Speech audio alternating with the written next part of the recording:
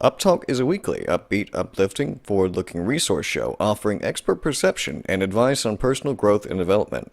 Uptalk will feature guests with inspiring stories and messages filled with informative, life-changing insights. The delivery of this information is through a blend of common sense and practical application. Uptalk will be a big assist in satisfying the hunger for knowing the pathway to success. And now to our hosts, Lou Vickery and Jason Will. Thank you very much, Jacob, for that great introduction, and welcome to Uptalk. I'm Lou Vickery, your host, and we're excited that you're with us. Let me introduce my co-host. Jason Will, how are you? Sir, I'm glad to be here. We're glad you are here. I tell you, we're going to have some fun with this. I hope so. I'm already having a good time. Yeah, and have some fun. We're going to focus on some opportunities to help people, we feel like, make some very decisive choices about where they're headed. And as we mentioned in the prologue there, to also have an opportunity if they're in the right place, let's just expand what they're doing. If they're not, they can expand into something else and do it in a big way. Well, for me, I feel like I'm always on a personal development journey, and yet I'm constantly in need of reminders to keep me on that path. Right. And even in the development of this show and the pilots we've done, the few guests that we've had on, I've learned something new from every show we've done, and I know that's going to continue. So it's an investment that's going to be made in me just by sitting here and listening to you and interview great folks. Well, our first guest today is going to be Dr. Gaylon McCullough, a renowned plastic surgeon, former All-American football player at the University of Alabama under Coach Paul Bear Bryant, and also a renowned author. He is in 18 or 19 books, and it's just hard to keep up because every time I turn around, he's got a new one coming. But we're going to have an opportunity to talk with Dr. McCullough shortly, and we look forward to that. A man with his resume, it should be like, on a stone tablet. He's just so accomplished. So, yeah. That's good. Well, we're going to take a quick break, and we'll be back, and Dr. Gaylon McCullough will join us on the other side. You stay with us. You listen to Uptalk with Lou Vickery and Jason Will. We're excited to have with us today Dr. Gaylon McCullough. Dr. McCullough is a renowned plastic surgeon, former football player at the University of Alabama under Coach Paul Bear Bryant, and also a renowned author. I like that word renowned. That sounds good. Does that sound good enough to you? Yeah, I like it too, Lou. Would you say it again for me, please?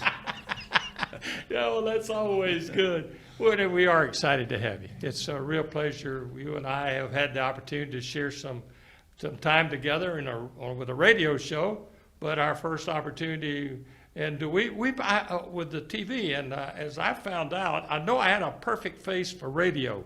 I'm not so sure I do the yeah, but I can do some things for that. I know that, and that's the reason I bring it up. But we're excited to have you. I want to talk today with you about your latest book. The most recent book is Victory in the Game of Life. We have a copy of it here displayed.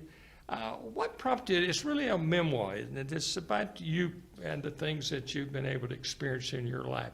Share with us a little bit about what prompted you to do. Lou, I got the idea to write the book on the day that I received the Paul W. Bryant Alumni Athlete Award that's given each year by the National Alumni Association of the University of Alabama. Mm-hmm.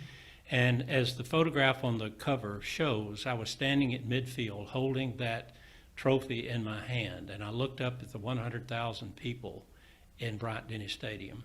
I'd been there many times. I'd been there as a high school student, played in the high school all-star game. I played football there at Alabama and been there many times, but this time it was to receive an award that really meant a lot to me. Right. And as I was standing there, I thought about all the people that were responsible for my having won that award and being in that place. So I wanted to pay tribute to them. Mm-hmm. And the book is really a tribute to the people responsible for whatever successes that I've enjoyed. And I just wanted to do it as a labor of love. And you actually, when you started, I'm not so sure you started it just out to be a memoir, right? You had some other thoughts and ideas about how you were approaching You know, as you know, a book evolves. Yes, A lot of times when you think that you're writing chapter one might end up being chapter 5, and you don't write chapter 1 until the very end. Right. So, yes, all I knew is that my objective was to pay tribute to those people. You know, I go all the way back to my parents at Enterprise and Enterprise High School, my coaches, my teachers, and then, of course, Coach Bryant, and then my mentors in facial plastic surgery, which is my Right. specialty, and through medical school, and those individuals who helped me get started in my professional career. Before we continue along this line, I want to talk a good bit about the book and what prompted it and some lessons you learned from Coach Bryant. But tell us a little bit about your family. Well, my dad was a plumber by trade. Yeah. And he had a little plumbing shop, and my mother was his bookkeeper and secretary, and I'm an only child, and so I spent a lot of time in that shop. I would clean up around the shop, and I'd get a dime for doing that. And the picture show, we didn't call them movie theaters in That's those right. days. The It was a picture picture show right? was just right around the corner, and so I'd get a chance to go to the picture show in the afternoons. And so I grew up in a lower middle class family, and my parents both had 8th grade educations in a one-room schoolhouse, but they wanted me to have the education that they said they never had the opportunity to have. And so they encouraged me, and I never thought I was going to be an athlete. I was a little fat kid growing up and was not very nimble at foot.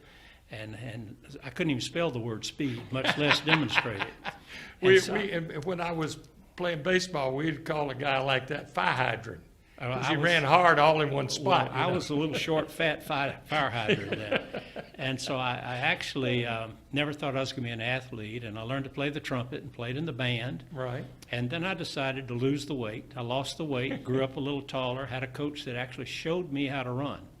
And so I actually went from being a trumpet player to the starting quarterback on the high school move. football team. Yeah.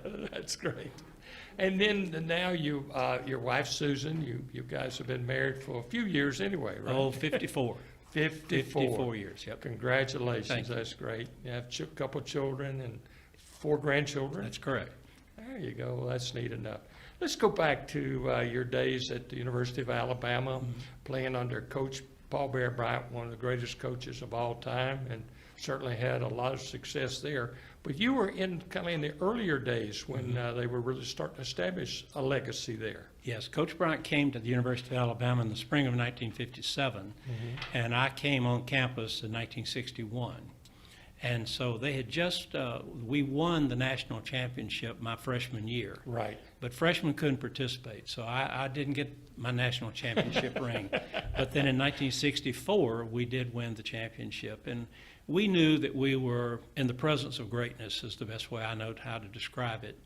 But we really, I don't think, can appreciate at 18 or 19, 20 years old what you really are getting from that experience. Right. And the ring, honestly, it means more to me now than it did the day that Sure. I first put it on my finger, because now I know what goes into winning championships. And let's talk a little bit about that. What goes into winning championships? What do you, if you had to pinpoint the one thing that really stood out playing for Coach Bryant, what he emphasized to you, what would it be?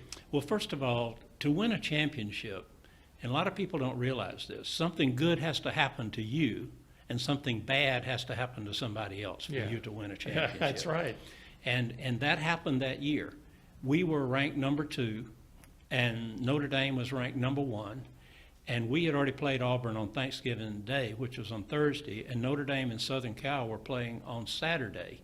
And Southern Cal scored a touchdown with 4th and goal on the last play of the game to beat Notre Dame, and that moved us up to number 1, and we won the championship. So, but we lost the championship in a very similar situation in 1962 by 1 point. So that's what I'm saying. Something good's got to happen to you, and Right. something bad has to happen to somebody else. Was 62 the play with Namath and Texas? No, that was 64. 64. That was 64. We'll talk about that, because that's the greatest lesson that I learned from Let's talk a little Coach bit about Bryant. it now. Can we do that? Yeah. Go ahead, and I'll let you set the stage for Well, us. we had actually won the national championship prior to the bowl game. In those Yeah. days, they awarded the championship before the bowl games, Right. not like they do now. So we'd won it, and we went down to play Texas, who had a great football team in the Orange Bowl. And Namath was hurt. Namath didn't play very much at all in the first half. I don't think he even came into the game in the first half. We Right. were down by 10 points. He came into at halftime, and we came back, and we were on the winning drive at the end of the game. And we had the ball 4th and goal on the 2-yard line with about a minute and a half left to go. And no big deal. Our group was called the Cardiac Kids because we generally won most of our games in the Late last, like in the that, game. right? Uh-huh. And so he called a quarterback sneak, and right behind me, and we scored the touchdown. And we jumped up and started celebrating. And one official called it a touchdown, and the other came in, and they were debating it. And he said, no, I took the ball away from him. He was in the end zone this far. And then the other official came and grabbed the ball away from him, motioned first down Texas, and overruled the touchdown. We went to the sidelines, and as we went to the sidelines, somebody's behind me on the team said, Coach, we scored. And with that, Coach Bryant took a little step back and looked at us, and every one of us turned toward him. And he said these words, if he'd have walked in, there'd have been no question about it. So he threw it right back at us. Yeah. And on the last play that I ever played for the University of Alabama, I learned a lesson of a lifetime. And that lesson is this. If you want to accomplish something in life, you cannot do just enough to get the job done. You have to go above and beyond, and here's the lesson. Leave no room for doubt. No And that room for lesson drives me every day. How about that? Every day. Every time I go to work at my clinic, everything I do, leave no room for doubt. That is great stuff. Our special guest, Dr. Gaylon McCullough, renowned plastic surgeon, author, former football player. We've been talking a little football at the University of Alabama. Well, after you graduated, you had a little touch of pro football, but then you made the move to a decision that you want to be a plastic surgeon. Yeah. Let's tell us. Well, a little actually, bit about that. I played a year of professional football while I was in medical school. Oh, okay. I was drafted by the Dallas Cowboys and had a chance to go directly to the NFL. And for a lot of reasons that I won't go into here, and Coach Bryant's advice, I did not go to play professional football. So I went straight to med school. In my freshman year, my junior year in medical school, had an opportunity to play with the farm team of the Atlanta Falcons. Mm-hmm. And this was the only time in history that the NFL actually did have a farm system like baseball does. Right. And the Falcons had a farm system team in Huntsville, Alabama. And so I played offensive center on that team and made the all-pro team. But I was in medical school, and we had a plastic surgeon come and lecture to our class. I almost became an architect rather than a doctor. Oh. And when I saw the before and after pictures, I looked upon the screen and I said, that's architectural medicine. So at that point, I knew I was going to be a facial plastic surgeon, and I've never veered from that. And how many years now? I'm entering my 46th year of practice 46 right years. now. Love it, And and still- I And hope I have. still real active in it. Oh, still every day. I hope I have at least another 10. That's great stuff. You know, the big thing is having that steady hand, isn't it, huh? Oh, yeah. But, you know, people often ask me, when am I going to retire? And my answer is when I'm no longer competent. I'll know when it's time for me to hang it up. But That's right great now, stuff. I'm having the time of my life, enjoy what I do, love helping people look better, feel better, and in some cases, live longer. That is great. Now, you've written numerous books, but what got you involved in writing? Where did that passion come from? Well, it's a little bit of a story. It goes back to one of the people I talk about in the book, my high school, my 11th grade English teacher. All right. We thought we were being terribly mistreated because he required that we write 2 composition themes every week. So I was involved in sports and student government, a lot of other things. And so one night I hurriedly wrote a theme and turned it in the next day. And then the following day I got my grade back, had a big C+ on the top of the page. And then I looked over at my buddy sitting across the aisle from me, and he had an A on his. I said, Bob, let me see your paper. So he handed me his paper, and I read it very quickly and handed it back to him. After class, I went up to my teacher. I said, Mr. Kelly, you gave me a C on my paper. He said, yeah. And I said, you gave Bob an A. He said, yeah. I said, my paper's better than Bob's. He said, oh, no doubt. And I said, well, how come I got a C? And he said, you give me 75% of your ability, I'll give you 75% of your grade. Oh, He changed my whole attitude toward writing at that point. I bet. And I actually attributed him and dedicated my first book to that English teacher. How about And he that? turned me on to something that really has become a passion. And as you know, I've written 18 books, and number 19 is already in print Right. or in getting printed. And number 20, the manuscript's already developed. So as long as my computer and fingers hold out, I'm going to continue to be writing. I love what I do. Ah, that is great stuff. Dr. Gaylon McCullough, our special guest with us here on Uptalk. And if you had to pinpoint one thing that just kind of you would leave with our audience about what it takes to be successful this day and age, what would that be?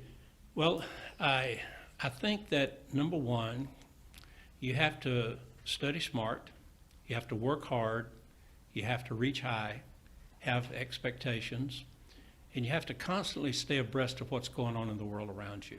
And you have to be able to adapt. And this was one of Coach Bryant's secrets. You know, he coached a long time. That's right. And he coached through a lot of different eras and fads and whatnot. But he was willing to change when change was needed, but he did not change for the sake of change. And I think one thing that I've learned is there's a big difference between change and progress. Change is not necessarily progress. That's Sometimes right. when you change, you go backward. Right. So I would say that the key is know what your limitations are, identify what your talents are, and then develop those talents to the best of your ability, and then work hard every day and be consistent. And then evaluate what you've done, and then make the changes you need to in order to get better. If you try to get better, Coach Bryant used to say this, just get a little bit better every day. If you get just a little bit better every day, then everything's going to be all right. One of the things I have in one of my books is a poem that he carried around in his wallet, Yeah, supposedly about yeah. every new day. Yeah. Every day is a new day. Yep, that's the And prayer. that's That's right, a it's a prayer. prayer. Yep. I've Right. got one, and I've got it in You my got it? pocket too. Well, that's It's a great lesson. And it sure is. You don't know how much we appreciate you coming, being with Well, us. Lou, I'm honored to be on your first show. Yeah, that's right. Right out of the box. I wish you and everyone else just great success with this. I think it's a great idea, and say hello to all those people out there, and I hope you'll have me back at some Well, point. you know what? I was going to tell you, we're going to definitely do that, okay? Yep, Thank you, Dr. Gaylon McCullough. my pleasure.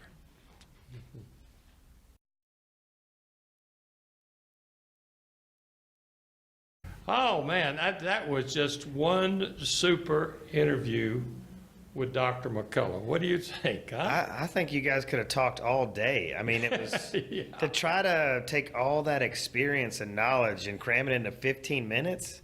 You did a good job, though, but it was difficult. Yeah, I guarantee you. And, I mean, the man has had quite a track record. I my mean, when I goodness. say a renowned plastic surgeon, I mean worldwide. Right. He has clients from all over the globe. It's an amazing career. Yes. Amazing. It was a great choice, I think, for our first guest, and we look forward to having him back sometime. Yeah, I can't wait. We'll talk some wellness with him. Yes, I'd love that. I mean, it's such a wide spectrum from football to, a world-renowned plastic surgeon. I mean, Yeah. it's amazing. That's true. And to be on this, he says he's got 19 published books, Yeah. and the number 20 is in the works. And plus doing all the stuff he does in the daytime. I said, "Do you ever sleep?" He says, "Not much." Yeah, he's full of energy. Doesn't have to, huh? What'd you pick up from it? Well, I've got a full page of notes here, but I thought it was really interesting that he started off the conversation because you started talking to him about winning. And definitely this is a guy who has spent his whole life winning. Right. But he was really quick to point out that, kind of stopped you in your tracks there. He's like, well, wait a minute. To win, somebody's got to lose. That's it. So it was all about humility, and then he also pointed out, that pendulum swings both ways, and so you may be on the receiving end of victory one day and come up a little short the next. So I thought that was just it's a really kind of set the tone for the kind of man he is. And I thought that was just an interesting response to that question. Especially as we've already pointed out, somebody has so many wins in his life. Yeah, true. And I remember one conversation we had when he was a guest on one of my radio shows, is that we talked about the fact, I asked him, what real adversity have you had in your life?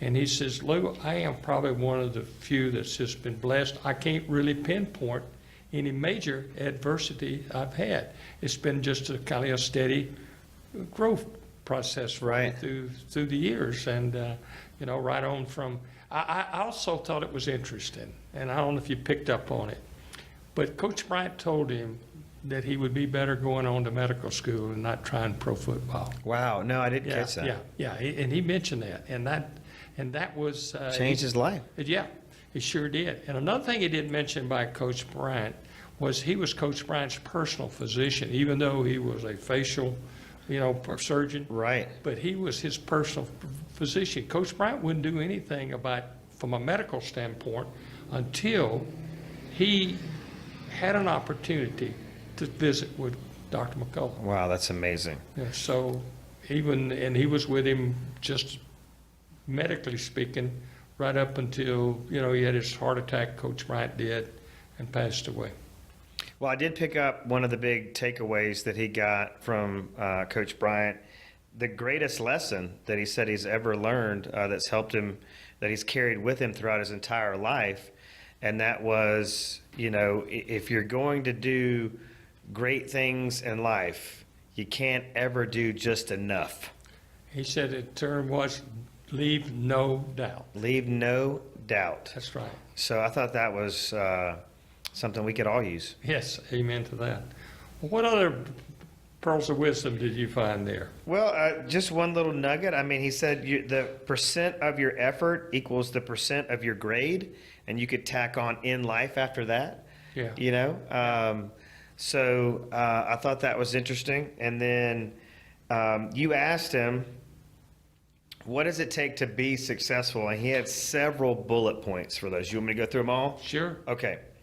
All right, so he said study smart, work hard, reach high in terms of your expectations, be present and aware of your surroundings, and adapt. Be adaptable in every situation. Yeah, when you mentioned that about Coach Bryant being very adaptable as a coach, you think about it. He's gone from, he went through a running attack when you had the triple option with all the backs in, to having a wide open pro-type game. So, I mean, and a lot of in-betweens, I formation. But you just think about the adaptation that you had from an athletic standpoint. And so, obviously, he's demonstrated that very much in his professional life. Yeah, and then, rounded the interview off with another, quote that just kind of grounds us. And that was, really like the secret to a happy life or a fulfilled life is just to be a little bit better today than you were yesterday. Mm-hmm. If you're a little bit better today than you were yesterday, then everything's going to be all right. That's right. Keep evolving, right? Yeah, and I just thought that was so simple and so great. There you go. Well, we're going to step aside, take another break. You're listening to Up Talk. I'm Lou Vickery, along with Jason Will. We'll be back. Well, we're so excited that you've been with us today. And we're going to take to visit with Jason. And Jason always has some great insight. He's a renowned trainer, also a great developer of people. And we're going to now get a tip from Mr. Jason Will. Jason? All right, well, thanks so much, Lou. Right now, I want to share with our audience a proven strategy for building a high-performance team. Now, the difference here is that there's a lot of teams out there that are teams in name only. But the goal here, especially with these strategies, is to build a high-performance team. And I've kind of broken these down into 5 steps for our audience, so hopefully I won't go too fast. They can follow along. Step number 1 is very simple, but it's often, throws people off, because when you say, I need you to recognize there's an I in team, they go, wait a minute, where is that I in team? Well, the I in team is not in the spelling per se, but it's more in the personal responsibility that a player or a member of a team must accept in order for the team to have a chance to be a high performance team. So in terms of an I in team, it's all about personal responsibility. Now, step 2 is a nice little segue into that, the power of I am. So there's no greater responsibility than a statement that begins with those two powerful words. And I would argue that they're two of the most powerful words that anybody can say. It's speaking power over themselves, over their life. So it is a life-giving statement. Anything that starts with I am. And it can really be the game changer, especially for the example that you set for your team. Now, what I'm looking for, especially in the business world, is for my salespeople to have a CEO mindset. And CEO does not stand for Chief Executive Officer. It stands for Chief Example Officer. I know you'll like that, Lou. Chief Example Officer. So a game changer or a Chief Example Officer is the role model, is the best role model they can be for their team. So if we go back up to steps 1 and 2 and start talking about how there's no I in team, if we don't accept personal responsibility for our role, our example on the team, then the team is not going to be a high-performing team, and it's not going to be as successful as it can be. So there is absolutely an I in team. All right, step number 3, I want you to focus on the outcome. I think before a lot of people get started on the path to success, they're not focused on the outcome. They don't know what they really, really want. They don't know what the objective is, what the ultimate goal is. And so in order for you to be successful, you have to be focused on what exactly it is that you want to accomplish. So focus on the outcome. Now, in order to be focused on the outcome, you cannot be focused on your personal agenda. Okay, so it's not about, you got to remove ego from this process. It's not about, your claim to fame. It's about the team. But again, we have to be personally responsible to how we are affecting that team and what we are projecting to the rest of our teammates. So there absolutely is an I in team. Step number 4, I want you to trust the process. Now, in order to trust the process, you've got to be in the moment. Okay, so let's talk about this, Lou. Have you ever climbed a mountain? Yes. You have? Yeah. Of course he has. All right, so if I have heard that like Sherpas, if anybody wants to climb Mount Everest, the first thing a Sherpa will tell you to do is don't focus on the mountaintop. You need to focus on the few inches, every little step. The people that focus on the mountaintop, they're likely to have an accident and screw up. So be present in every moment and focus on what is going on right in front of you. Be aware of your surroundings at all times. And step number 5 is one of my favorites because it really centers around mindset. And I really believe that mindset is everything. But it's thrive in the chaos. Now, I'm in the real estate industry, but I believe most sales environments can be highly stressful. There's a lot of pressure. And there's a lot riding on every sale, especially if you're in an industry like mine, where it's 100% commission-based compensation. So I want you to understand that you can absolutely thrive in that chaotic environment, in any chaotic environment, if your mindset is where it needs to be. Now, this is going to be enlightening, I think, for a lot of folks, but I need you to understand there is no such thing as easy street. Okay, and as Dr. McCullough pointed out, you can't do anything halfway. You can't do just enough. You've always got to be besting your best in order to thrive in this chaotic arena we call life. So really focus on the mindset of this one, I think, irrefutable fact is that there is no such thing as easy street. In fact, if you did not choose the tough road, then your life is going to be hard. So I really feel like in order to thrive in the chaos, we have to understand that there are 2 choices in life. We can either choose to be tough or we can choose to suffer. So it's suffering versus tough. What are you going to choose? If you're taking the easy way out all the time, or the easy straight, or just trying to do just as much as you can to get by, your life is going to be about suffering, because you will know internally that you're not living up to your true potential, and there will be guilt associated with that, and shame and bitterness, and it's just going to eat you up from the inside out. And I think Lou would agree that if we are not growing, any organism that is not growing and evolving, it's dying. All right? So choose the tough road. And choosing the tough road means consistently being comfortable being uncomfortable. Lou, those are my steps, my 5 steps on how to build a high-performance team.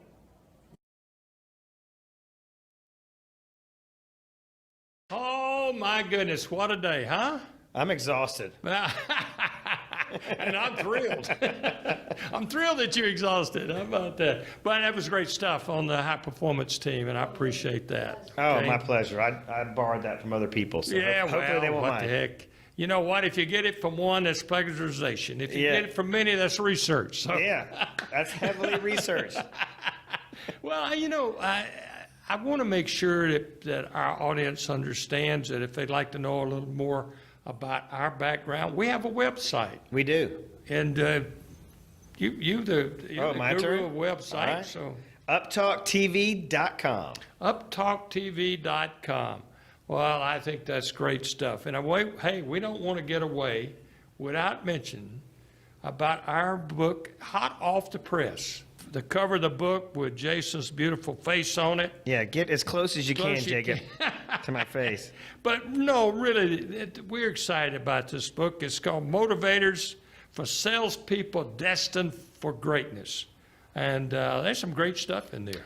It's really practical, and it's a super useful book. I think a salesperson, a manager, anybody that leads a team or a group of people could really use this book to, motivate their people.